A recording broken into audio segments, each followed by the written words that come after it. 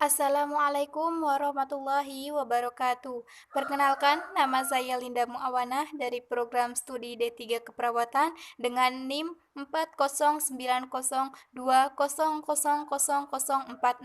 Di sini saya akan menyampaikan tentang penggunaan bahasa Indonesia baku. Negara Indonesia memiliki wilayah yang sangat luas dan terdiri dari banyak pulau.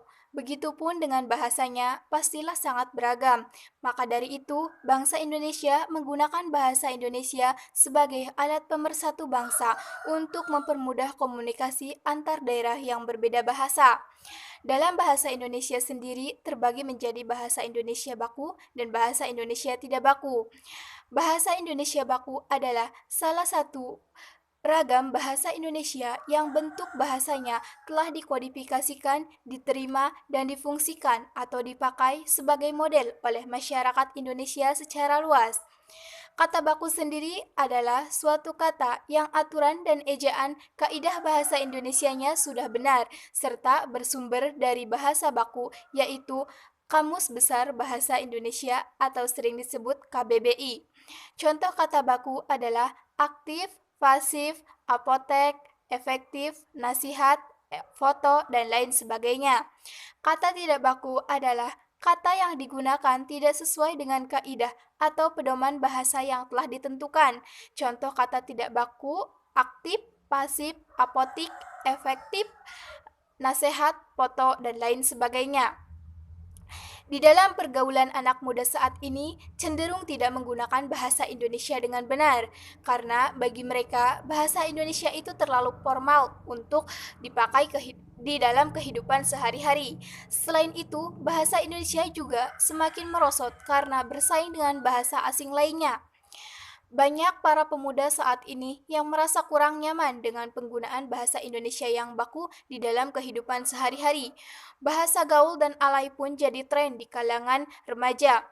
Hal ini dapat merusak tatanan bahasa Indonesia yang baik dan benar, apalagi ketika bahasa tersebut digunakan tidak sesuai proporsinya atau berlebihan. Misalnya ketika kata gue menggantikan kata saya. Bila berlebihan, sang pengguna bahasa baik bahasa alay maupun gaul kemungkinan besar akan melupakan bahasa Indonesia yang baik dan benar. Pengguna akan merasa bahwa bahasa alay yang sering ia gunakan merupakan bahasa Indonesia yang baku. Bahasa alay dan gaul boleh saja digunakan, asalkan dengan proporsi yang benar, tidak berlebihan, dan pada saat forum non-formal. Di Indonesia, kita paling tidak diwajibkan dapat berbahasa Inggris untuk menghadapi era globalisasi untuk memajukan bangsa Indonesia di dunia internasional. Di Indonesia sendiri, nilai rata-rata UN bahasa Indonesia lebih rendah ketimbang nilai bahasa Inggris. Menurut Agus Oloan, beberapa faktor penyebab kurangnya minat siswa mempelajari bahasa Indonesia adalah karena soal-soal UN bahasa Indonesia terlalu panjang, bahasa Indonesia belum banyak dipakai di dunia internasional, kurangnya minat siswa membaca buku berbahasa Indonesia, orang tua cenderung merasa anaknya tidak perlu les bahasa Indonesia, dan banyaknya jenis bahasa yang perlu dipelajari dalam bahasa Indonesia itu sendiri. Hal-hal tersebut yang membuat para pelajar lebih berminat belajar bahasa asing. Untuk menanganinya, kita perlu kesadaran diri dari masing-masing akan betapa pentingnya menggunakan bahasa Indonesia yang baku di dalam kehidupan sehari-hari, karena setiap perubahan berawal dari diri kita masing-masing. Sekian dari saya. Terima kasih. Wassalamualaikum warahmatullahi wabarakatuh.